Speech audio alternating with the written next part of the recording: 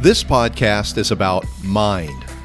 And if you listen to enough episodes, you'll get to understanding that mind is real.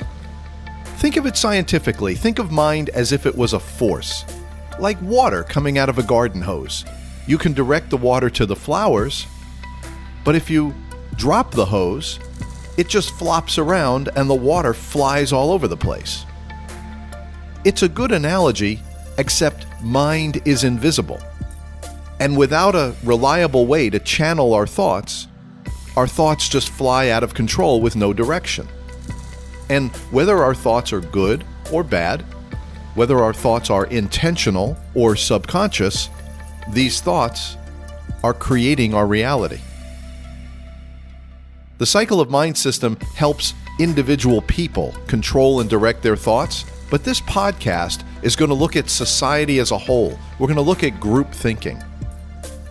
We're going to look at the world through the lens of mind, through the lens of infinite possibility. We're going to ask the question, given what we see in the world, what values and principles do we really stand for? More importantly, we're going to ask, what values and principles should we stand for? Because now more than ever, we must stand for something. Character, values, and principles are most important. And that's what this podcast is about.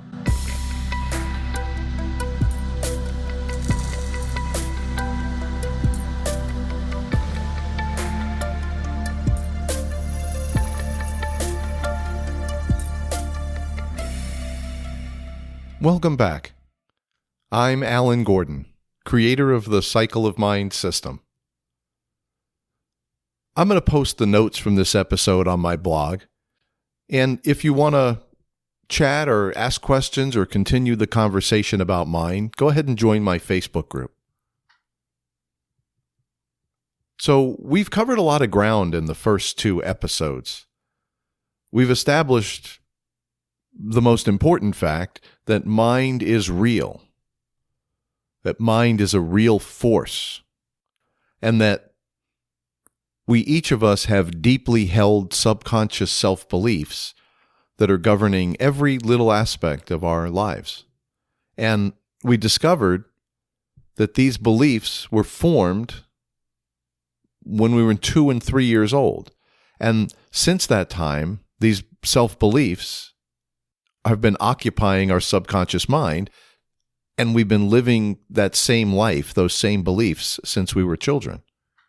And we're a lot smarter now than we were at 2 years old, but unfortunately, we have a pretty serious flaw in our design. And the flaw is that we form our beliefs when we're infants, and that's what we're stuck with for the rest of our lives. Our old beliefs, for the vast majority of people, still control us.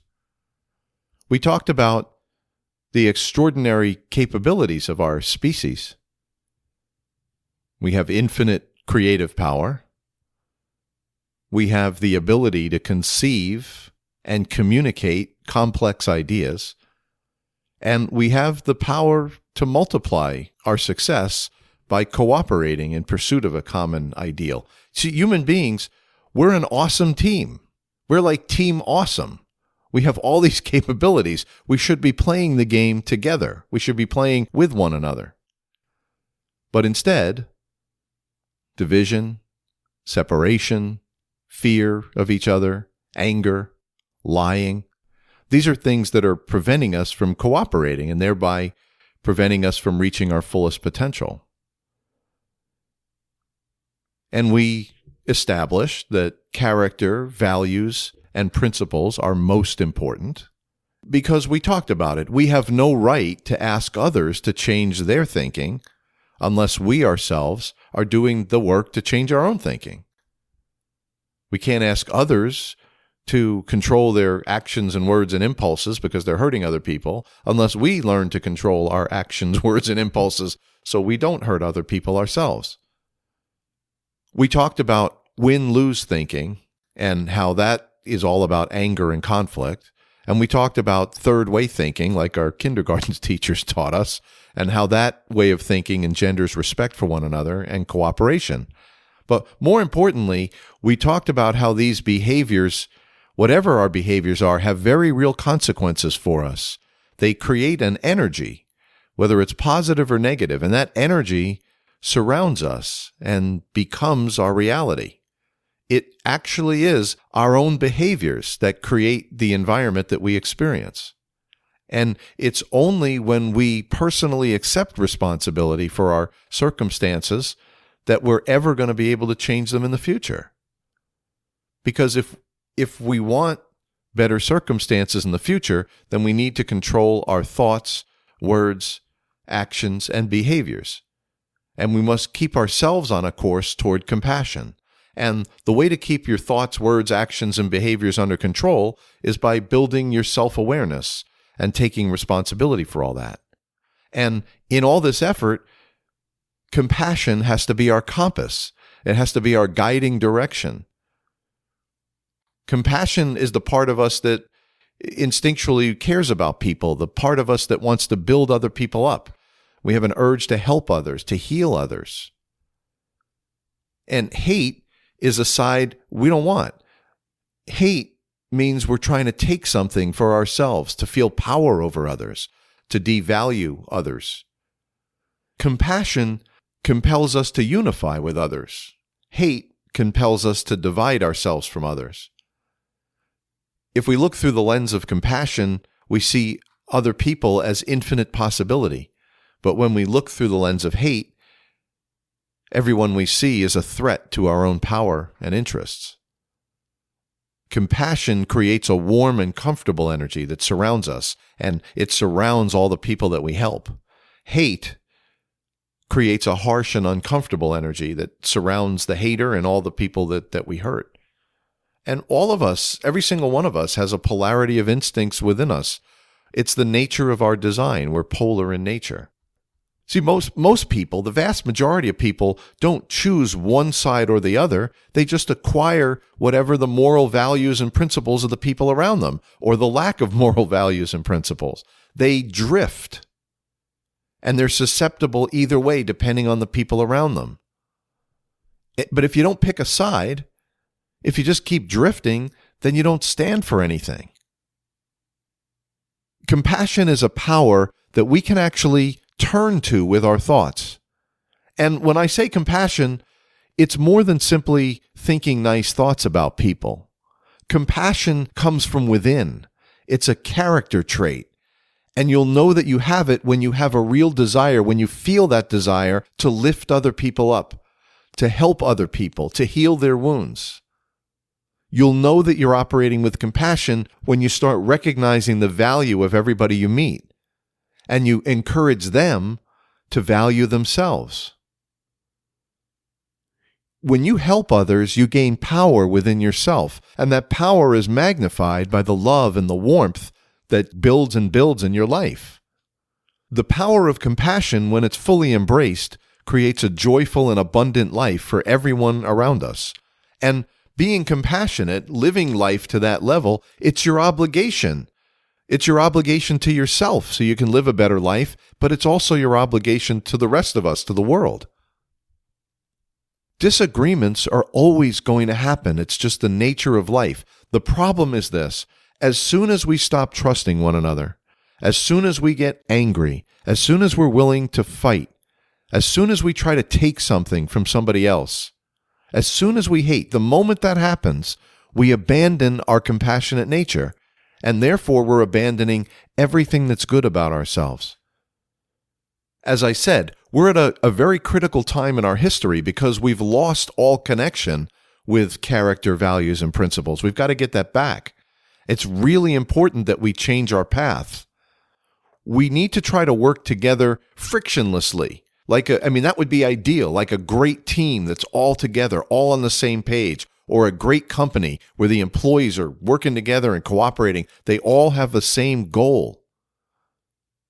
And the only common purpose we should have, whether it's our family or our business or our school or a government, the only common purpose we should have should be abundance. We should all strive for abundance, and not abundance for me or for you, but for all of us. We need to include everyone in the abundance. And compassion is the only thing that's going to get us there. It's the oxygen to our species. Everything else is just poison. This idea of common purpose was expressed by Robert F. Kennedy in 1968 when he said, "We must admit the vanity of our false distinctions among men and learn to find our own advancement in the search for the advancement of others." Learn to find our own advancement in the search for the advancement of others. See, we've got to be very clear about what we stand for. We have to be intentional when it comes to what we stand for. We can choose our own thoughts. We can choose compassion, generosity, cooperation. We can choose to be respectful of other people. We actually can make these choices and put these thoughts in our mind intentionally. And even though we're not perfect, we can keep these thoughts in our mind and come closer to that ideal every day. Character, values, and principles are most important. We've got to stand for good. Otherwise, we stand for nothing. And if we aren't clear about what we stand for, how will our children and our grandchildren know when they look around at our world what they're supposed to stand for? And it's simple because it requires nothing more than a personal decision to become more compassionate. You can't look to the rest of the world to do it and fix it for you. You have to fix it for yourself.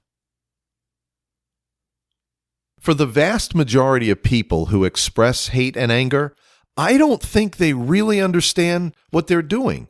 I think they're just acting on autopilot. They're not aware of the thoughts in their mind. They're not aware of their behaviors, and they're certainly not aware of all the consequences that they're creating. They're just influenced by other people around them. They're getting swept up in this environment of fear that's being created for them.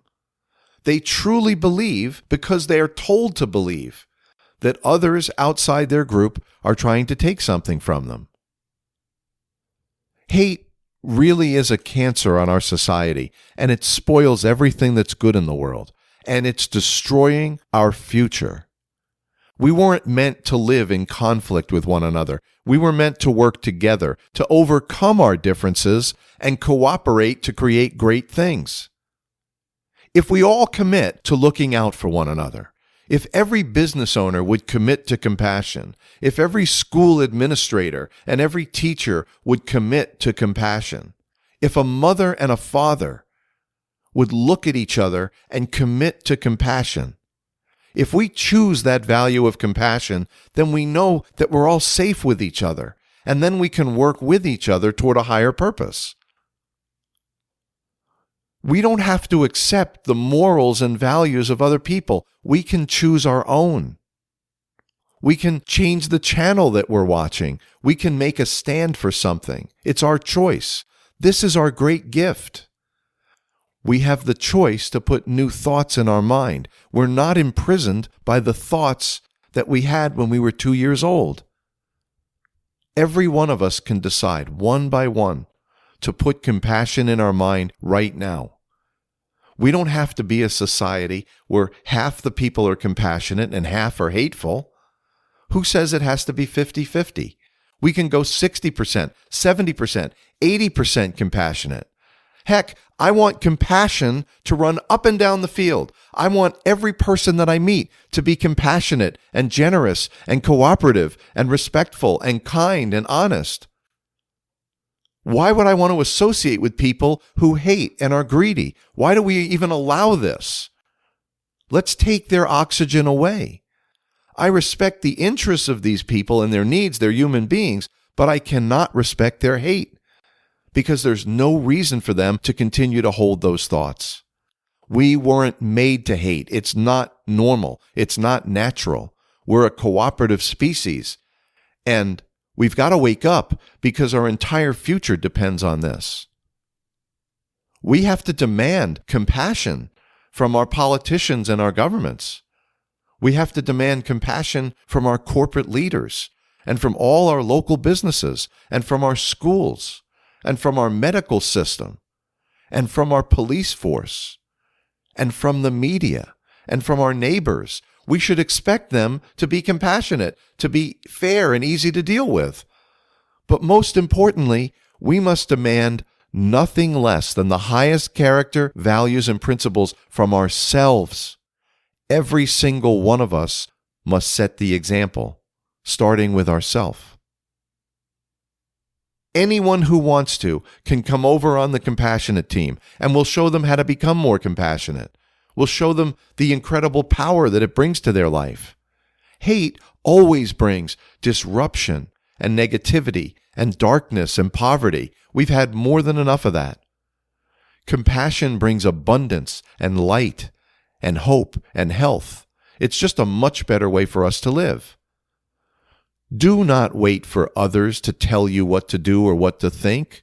You lead your own way by embracing compassion with all your thoughts and all the power of your mind. Don't take a poll to see what other people think. Make a stand. Commit to the values that you want to put in your mind right now. And always remember that in the cycle of mind system, character, values, and principles are most important. If you enjoy the topic of mind, go ahead and subscribe to this podcast so I can get you notifications when new episodes become available. We're only just scratching the surface here. We have so much more ground to cover on the topic of mind.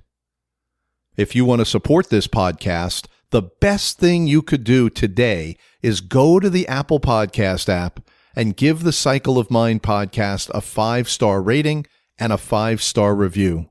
I would be very grateful if you did that. Also, feel free to jump onto my Facebook group where we're always talking about mind, and I'm going to be having some live Q&A sessions on Facebook very soon. For those of you who want to dig deeper into the cycle of mind system and begin taking control of your own thoughts, your first step would be to register for a course in self-awareness. That will get you plugged into the system and on the right path. Thank you very much to all those who are actively supporting this podcast. Have a great day today. How can you make it a great day? Well, here's how. Keep your mind focused on compassion.